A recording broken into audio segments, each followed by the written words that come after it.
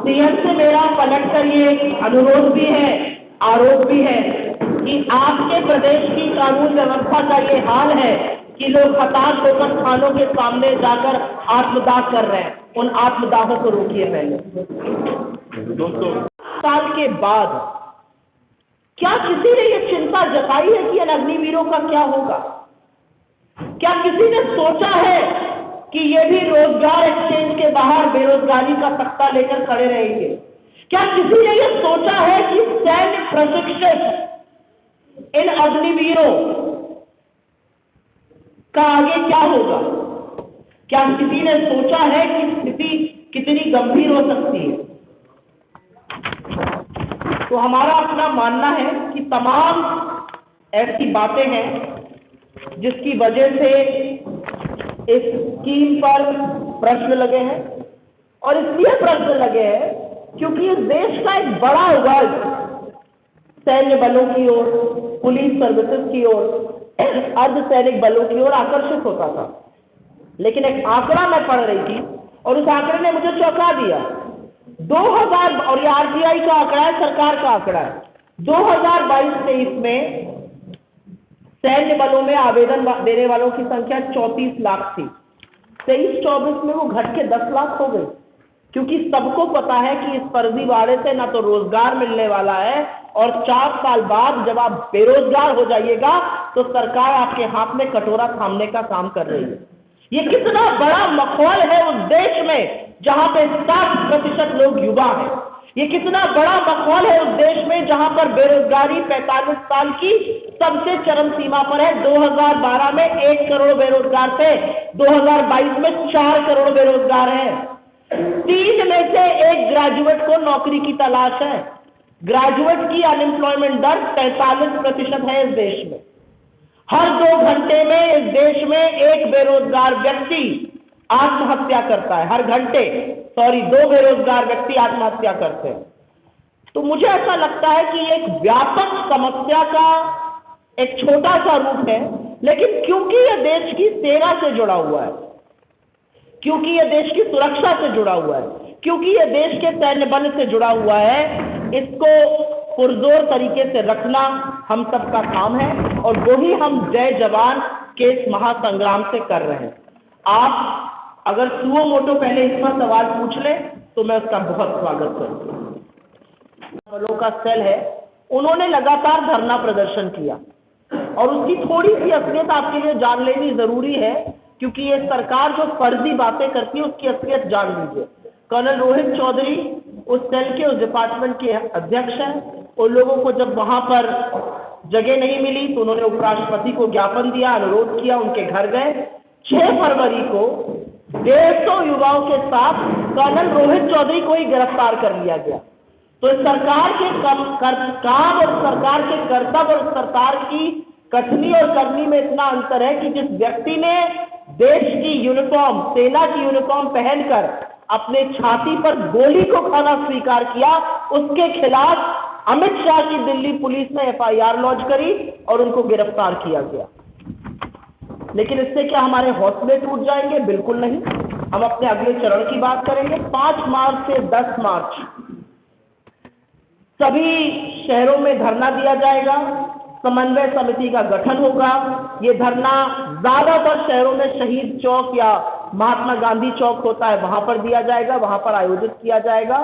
और सभी जिलों में 50 किलोमीटर तक पदयात्रा निकालने का हमारा लक्ष्य है। 17 मार्च से 20 मार्च की जो अवधि है, जब हमारी यात्रा समापन की ओर होगी महाराष्ट्र में, मुंबई में, 17 मार्च से 20 मार्च तक इस देश के हर जिले में एक पदयात्रा सिंबॉलिक निकाली जाएगी 50 किलोमीटर की, जिससे लोगों के बीच इस सेना की अवमानना का, सेना के इस अपमान का, युवाओं के भविष्य का, सेना के अपने भविष्य का, राष्ट्रीय सुरक्षा के साथ जो खिलवाड़ किया जा रहा है, वो मैसेज जरूर जाए। हम एक मिस्ड कॉल नंबर यहां से आपके माध्यम से जारी कर रहे हैं, उसको मैं पढ़ देती हूं।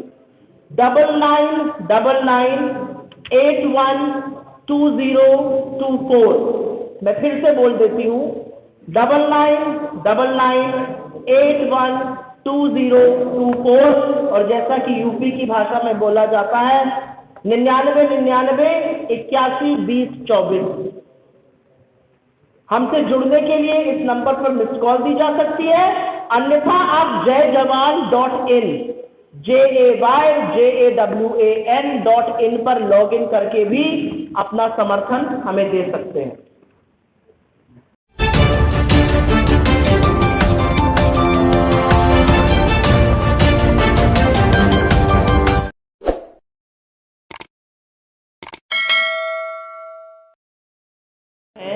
वो मोदी जी के मित्रों को, अडानी को दिए जाएंगे, जिससे कि वो और अमीर होते जाएं। आप कुछ ग्राफ और कुछ डेटा पढ़ना, आप लोग भी कृपा है मेरी, मैं कहूंगी मेरे ऊपर कृपा होगी, पढ़िए। जिस दौरान अडानी ऐसे बढ़ रहे थे उस दौरान देश की आय ऐसे गिर रही थी। ऐसा क्यों है? अडानी ने इतना नंबर 683 से 2 नंबर पर आ गए, दुनिया के सबसे दूसरे अमीर आदमी बन गए। कितनी नौकरियां बनाई, कितनी नौकरियां बनाई उन लोगों ने जिनके 14.5 लाख करोड़ लॉस हुए। लेकिन आपके आटे दही, आपके बच्चों की कलम किताब, आपकी दवाई, आपके अस्पताल पर जीएसटी लगाया, कॉर्पोरेट टैक्स खत्म करके 22% पर ले आए।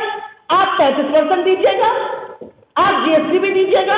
एक अपना सा रिक्शा चलाने वाला और इस देश का सबसे अमीर आदमी आटे दही पर एक बराबर जीएसटी देगा।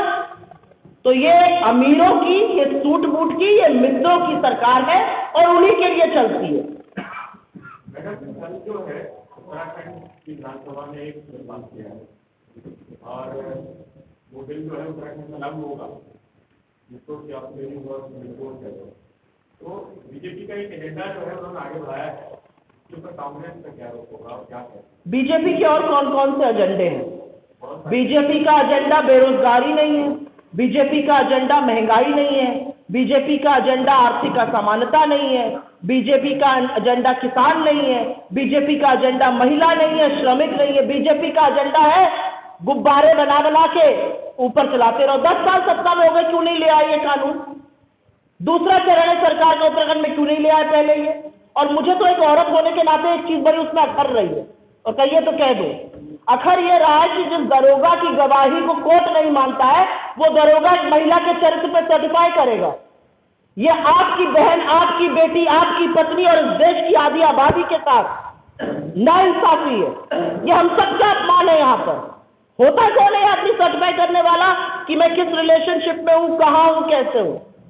उसकी जो एक दरोगा की गवाही कोर्ट नहीं मान रहा है, वो दरोगा हमें हमारे चरित्र पर सर्टिफिकेट देगा।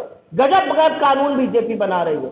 मेरा अपना मानना है कि कोई भी कानून बनाने से पहले उत्तराखंड की सरकार एक बात का जवाब दे दे।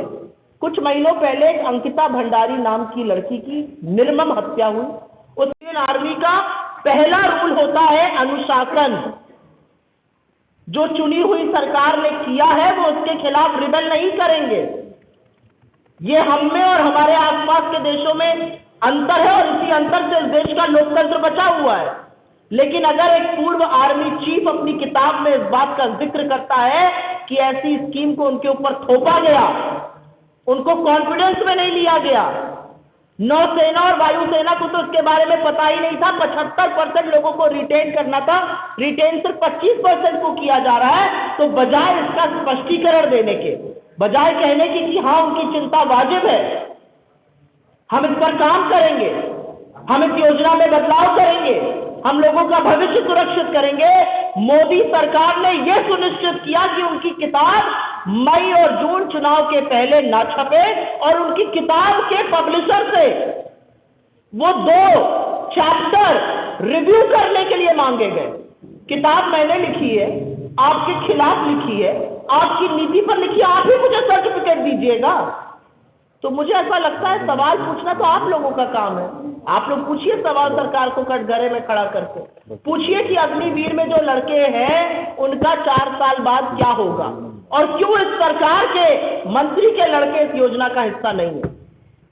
मैं सरकार ये साफ कर देना कि जब अग्निवीर से रिटायर होंगे तो उनको सरकारी गैर सरकारी नौकरियों में प्राथमिकता दें। आपसे मैं काउंटर क्वेश्चन कर लेती हूँ। सरकार ने ऐसी बहुत सारी बातें साफ करी हैं।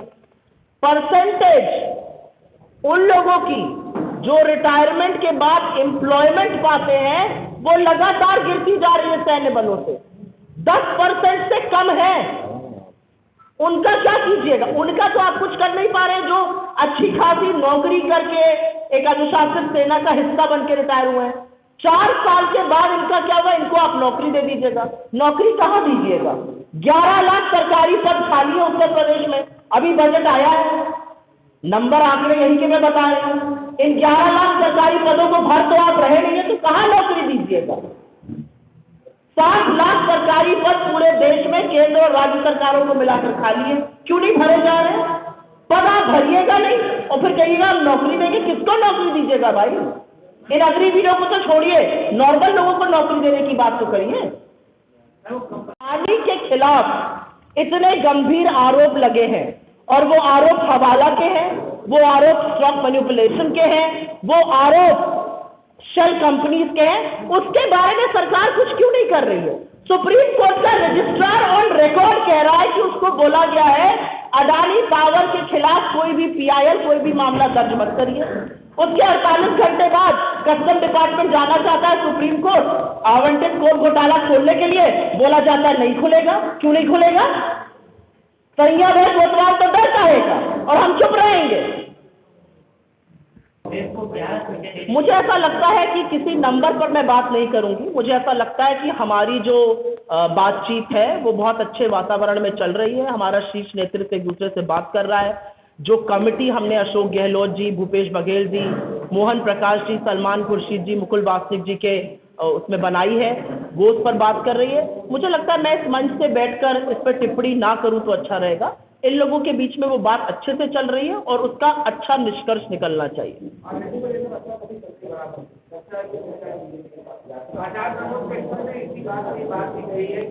वो कौन है? कौन कौन? मैं तो नहीं जानती। जो अधिकृत प्रवक्ता है, अगर आप उनकी बात करिएगा तो मैं उसको जरूर जवाब दूंगा। आप इधर उधर लोग बोल रहे हैं, मुझसे पूछिएगा तो फिर मैं कैसे? फिर तो मैं भी भाजपा के 10 लोगों का नाम बताऊंगी।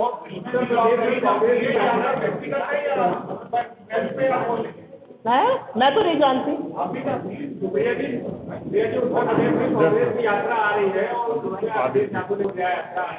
मुझे लगता है हम लोग बहुत उत्साहित हैं। मुझे लगता है कि उत्तर प्रदेश में जितने वक्त ये यात्रा रहेगी उसमें तमाम रोड़े पैदा करने की कोशिशें की जाएंगी, लेकिन मणिपुर, मेघालय, नागालैंड, अरुणाचल, असम, झारखंड, बिहार, अब उड़ीसा में यह यात्रा है, छत्तीसगढ़ अभी अभी यात्रा दोपहर में एंटर हुई है। मुझे लगता है कि जिस तरह से अपार जन सैलाब हमसे जुड़ रहा है, जिस तरह से लोग हमसे मिलकर अपनी बात कह रहे हैं, हम बहुत उत्साहित हैं उत्तर प्रदेश को लेकर। मेरा गृह प्रदेश है, मैं तो बहुत उत्साहित हूँ। मुझे बहुत अच्छा लगा कि अखिलेश जी ने चिट्ठी का तुरंत जवाब देकर कहा कि वो इस यात्रा से जुड़ेंगे। जितने ज्यादा योद्धा, जितने ज्यादा न्याय योद्धा इस यात्रा में शामिल हों, उतनी ये ज्यादा सफल होगी और इससे अच्छी बात और क्या हो सकती है।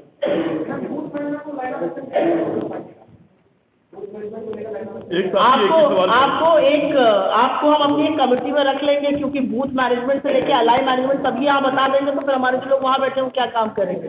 मेरा काम एक अग्निवीरों पर कुछ बोलना था, वो मैंने बोला। मुझे लगता है कि ये बहुत गंभीर मुद्दा है, इस मुद्दे को आप बढ़ाइए तो मैं अनुग्रहित रहूंगी और बढ़ाना चाहिए। धन्यवाद। और वो तब थे कि ये सिर्फ ये भारतीय सेना पर नहीं, नौसेना और वायुसेना पर भी थोपी गई, और वो ये सोचकर और सुनकर भी स्तब्ध थे कि कैसे जहां पर 75% लोगों को रिटेन करना था, महज 1/4 25% लोगों को रिटेन करने की इस योजना को प्रारूप दिया गया। तो इसका विरोध सैन्य बलों के अंदर से हो रहा है। और इस अभियान के तहत हमारी 2 महत्वपूर्ण मांगे हैं। हमारी पहली और बहुत बड़ी मांग है कि ये जो 1.5 लाख लोगों को आपने वंचित किया, जिन्होंने टेस्ट पास किए, जिन्होंने इंटरव्यू पास किए, जिनका मेडिकल प्रशिक्षण भी हो गया था, उनको जो आपने वंचित किया, उनकी तुरंत आप बहाली कीजिए और पुरानी नियम कानून पर कीजिए। और हमारी दूसरी और बड़ी मांग, और ये सिर्फ हमारी मांग नहीं है, देश के युवाओं की मांग है, उन लोगों की मांग है जो लगातार राहुल जी से, लगातार हम लोगों से अलग अलग प्लेटफॉर्म्स पे, अलग अलग जगहों पर मिलते हैं, कि रक्षा बलों में पुरानी भर्ती प्रणाली जो है वो वापस बहाल की जाए। ये माहौल है देश की रक्षा के साथ, देश के सैन्य बलों के साथ।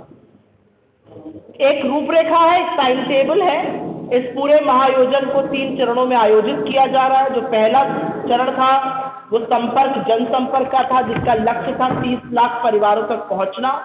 1 फरवरी से 28 फरवरी तक ये चलेगा।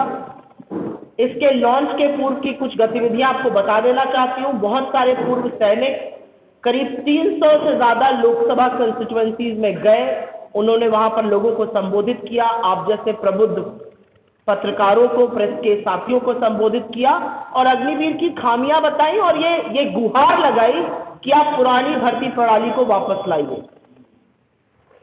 अधिक उन युवाओं के परिवारों तक पहुंचना है, जानकारी इकट्ठा करना है और उनको इस अभियान के बारे में अवगत कराना है। आपकी जानकारी के लिए बता दूं कि रक्षा परिवारों को न्याय पत्र, एक फॉर्म जो हम भेज रहे हैं, वितरित किया जाएगा और उनको इस आंदोलन में शामिल होने के लिए हम आह्वान देंगे और आह्वान दिया भी जा रहा है।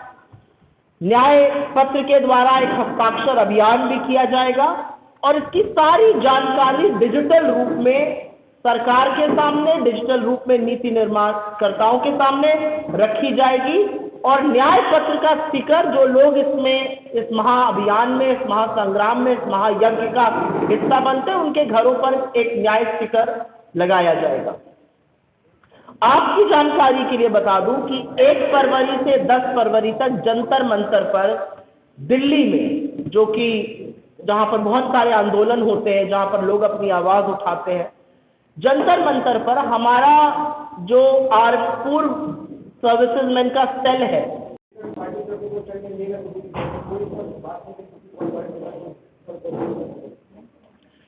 भारतीय जनता पार्टी कश्मीर में 163 लोग अगस्त 2019 दिसंबर 2023 के बीच में 163 सुरक्षा कर्मियों की, जाबाजों की, सैन्य बलों की शहादत हुई। 163। प्रधानमंत्री मोदी ने एक शब्द नहीं बोला। प्रधानमंत्री मोदी, मणिपुर 8 महीने से ऊपर चल रहा है। 8000 के 2 हवाई जहाज है मोदी जी के पास। 8 मिनट के लिए मणिपुर नहीं जा सकते। ऐसा क्यों है? 78 दिन के बाद एक भयावह वीडियो पर प्रधानमंत्री जी बोलते हैं। क्या कर रही है डबल इंजन की सरकार? वहां पर तो भारतीय सेना और बीरेंद्र सिंह की पुलिस में मुठभेड़ हो रही है, भारतीय सेना के ऊपर मुकदमे लिखे जा रहे हैं। तो देश की जो आंतरिक स्थिति है, जिस तरह से नक्सलवाद बढ़ रहा है, जिस तरह से मणिपुर में मैंने आपको बताया, जिस तरह से कश्मीर में गिन गिन कर कश्मीरी पंडितों को मारा जा रहा है और सुरक्षा बलों को की शहादत हो रही है आतंकियों के हाथे, मोदी जी चुप रहते हैं। चुप रहते हैं क्योंकि आधा सच और पूरा झूठ जब बोलते हैं तो इन सब बातों पे जिक्र नहीं करते हैं। 4 साल बाद अगर आपके परिवार का कोई लड़का अग्निवीर आज बना है, वो 4 साल बाद क्या करेगा? क्या किसी के पास, इस सरकार के पास जवाब है? इस सरकार के मंत्री के बच्चे हार्वर्ड जाएंगे पढ़ने, वो बॉस्टन जाएंगे, वो कैम्ब्रिज जाएंगे, वो ऑक्सफोर्ड जाएंगे और आपके बच्चे अग्निवीर बनेंगे 4 साल के लिए और 4 साल के बाद उनको कटोरा थमा दिया जाएगा। अगर इतनी अच्छी अग्निवीर की योजना है तो मोदी सरकार के हर मंत्री का लड़का आए अग्निवीर में, वो मजे मारेंगे, वो मलाई चाटेंगे सत्ता की, हमारे बच्चे अग्निवीर बनेंगे और उनको कोई सुरक्षा कवच कुछ नहीं मिलेगा, उनको 4 साल बाद गेट आउट कह दिया जाएगा। आप सोचते हैं कि भारतीय सेना के शौर्य और पराक्रम का क्या सिला दे रही है ये सरकार? मैम, जिस तरह से आप कह रही हैं कि सेना के उन्मुख जनरल नरवणे ने अपनी किताब लिखी है, जब सरकार अग्निवीर योजना लेकर आई थी तो सेना के अधिकारियों को उस योजना के आगे कर दिया था उन्होंने, तो उन्होंने इस योजना का बखान किया था अधिकारियों ने, सैन्य अधिकारियों ने। लेकिन अब आर्मी चीफ जो है, हमारे एक्स आर्मी चीफ, और वो उसकी बुराई कर रहे हैं योजना की, तो जब वो पद पर थे तब इसकी बुराई क्यों नहीं की उन्होंने खुल पर? बहुत अच्छा सवाल है। इतने लोग इस देश के पद पर हैं, कितने जजेस हैं, कितने ब्यूरोक्रेट्स हैं, कितनी बड़ी बड़ी संस्थाओं के जिनको लोकतंत्र बचाने की जिम्मेदारी है वो लोग हैं, कितने प्रबुद्ध मीडिया के साथी हैं, कितने लोग सरकार से सवाल पूछ रहे हैं। एक आर्मी चीफ के ऊपर इसलिए जरूरी है क्योंकि ये सेना के साथ खिलवाड़ नहीं हो सकता। वो सेना जो सियाचिन की बर्फीली पहाड़ों पर बैठकर सुनिश्चित करती है कि हम और आप यहाँ पर बैठकर बात कर सके, उनके भविष्य के साथ खिलवाड़ नहीं हो सकता है। उन माँ बापों के आंसुओं के साथ खिलवाड़ नहीं हो सकता है जिनके बच्चों के शव तिरंगे में लिपट कर वापस आते हैं। उस सेना के साथ खिलवाड़ नहीं हो सकता कि जब पिता घर से बॉर्डर के लिए निकलता है तो उसको पता नहीं है कि वो वापस अपने बच्चों को देखने के लिए आएगा भी कि नहीं आएगा। और इसीलिए मैंने प्रमुख, जो सेना प्रमुख श्री मनोज मुकुंद नरवाणे थे, उनकी किताब का जिक्र किया है, जहां पर वो कहते थे कि वो हतप्रभ थे कि इस चीजों को क्यों थोपा गया, और बजाय उस चीज का जवाब देने के सरकार ने उनकी किताब जो अभी आने वाली थी उसको इलेक्शन के बाद तक के लिए पुश कर दिया गया।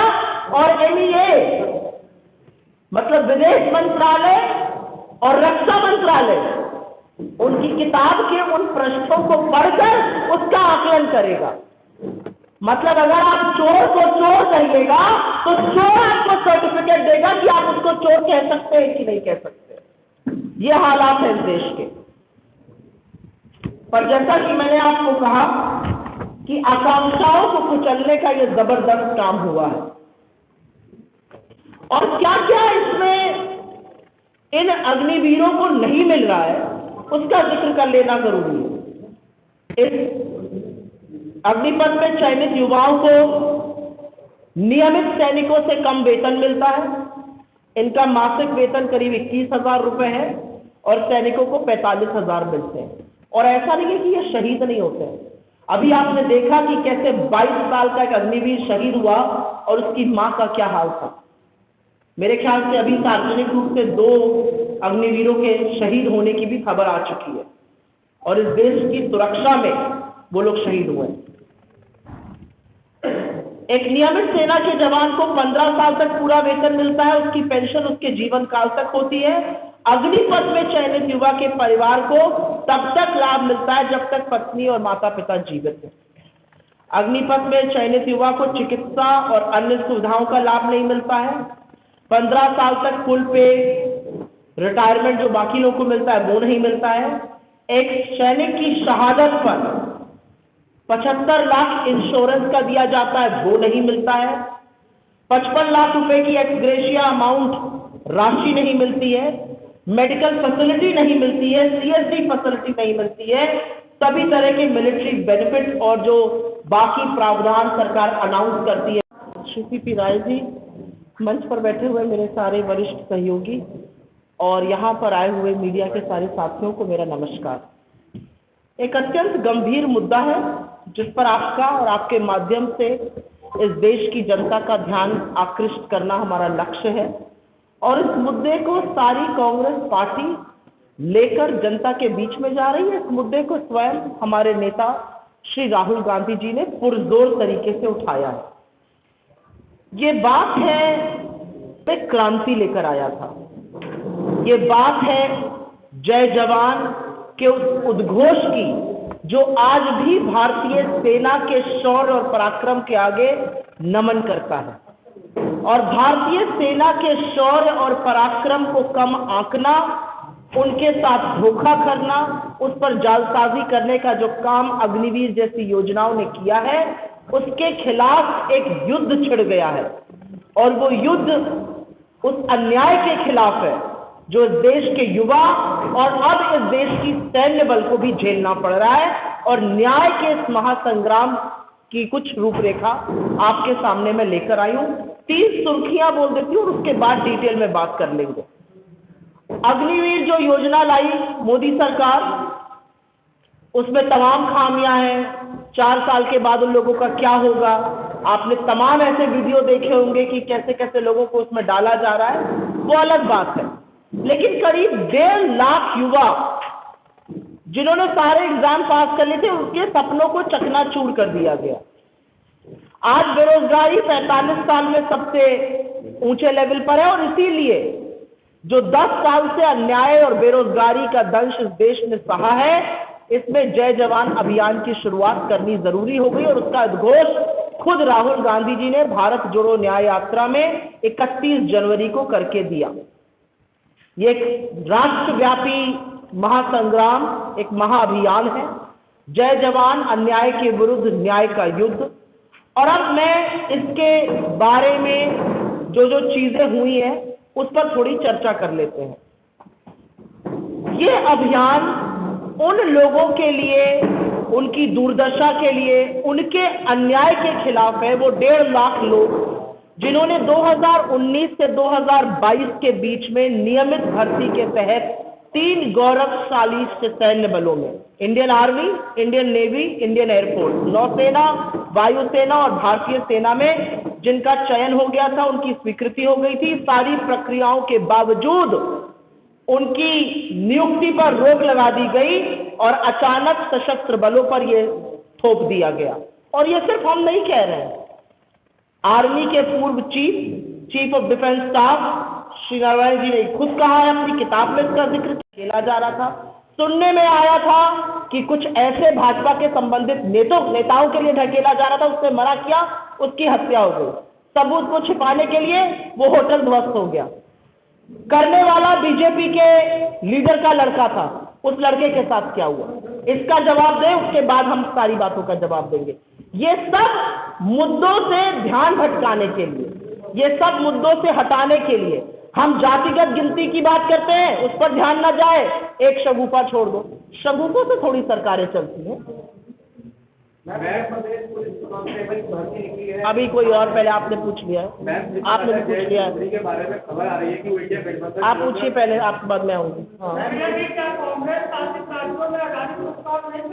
कहाँ पे है, आप दिखाई नहीं दे रहे हैं। हाँ बोलिए।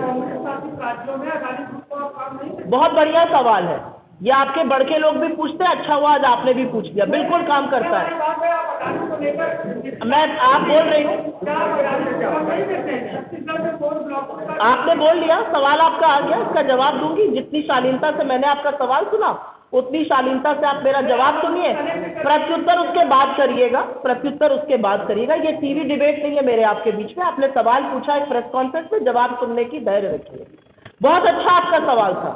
तमाम हमारे राज्यों में अडानी ग्रुप काम कर रहा है। हमारे राज्यों में टेंडर निकलता है और टेंडर निकलने के बाद जो LOI आता है उसको हम काम दे देते हैं। हम तो अडानी को लेके बांग्लादेश, श्रीलंका, इजराइल, ग्रीस नहीं घूम रहे हैं।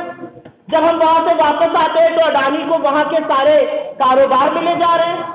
अडानी को श्रीलंका में काम मिला, अडानी को बांग्लादेश में मिला, अडानी को ग्रीस में मिला, अडानी को इजराइल में मिला। और कब मिला, जब मोदी जी वहां से अपना दौरा करके अडानी के हवाई जहाज में वापस आ जाते हैं। तो सवाल इस बात का नहीं है, हम बिल्कुल भी एंटी इंडस्ट्री नहीं है। असलियत यह है कि कारोबारियों की सबसे ज्यादा बढ़त इस देश के लोगों के साथ हमारे शासनकाल में हुई, ये असलियत है। हम अगेंस्ट हैं सिर्फ कुछ पूंजीपतियों का आधिपत्य हर बिजनेस पर हो जाए। आज मेरा मन है कि भैया तुम्हारे नाम सारे हवाई एयरपोर्ट कर देंगे, तो फाइनेंस मिनिस्ट्री ने लिखित में दिया, नीति आयोग ने लिखित में दिया, उसके बाद भी आपने क्यों 5-5 हवाई अड्डे उनके नाम कर दिए? उन्होंने लिखित में ना दिया था। आपने क्यों रातों रात रूल बदलकर उनको इस देश के एक के बाद एक पोर्ट दे दिए? आपने क्यों कस्टम डिपार्टमेंट को मना किया कि वो उनके कोल आवंटन पर जो खोलना चाहती थी केस ना खोले? दुनिया भर के रेगुलेटर जांच करेंगे अडानी की, लेकिन सुप्रीम कोर्ट में आपकी सेबी जाकर कहेगी हमारे पास तथ्यों को बटोरने का साधन नहीं है।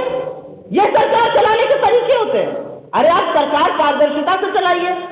NCLT के तमाम ऐसे केसेस, तमाम ऐसे एसेट्स हैं जिन पर 70-70, 80-80% हेयर कट लेकर उनका लोन खत्म करके, उनकी डेट खत्म करके आपने अडानी के हवाले कर दिया। कौन से टेंडर के थ्रू ये काम हुआ? तो अनर्गल बातें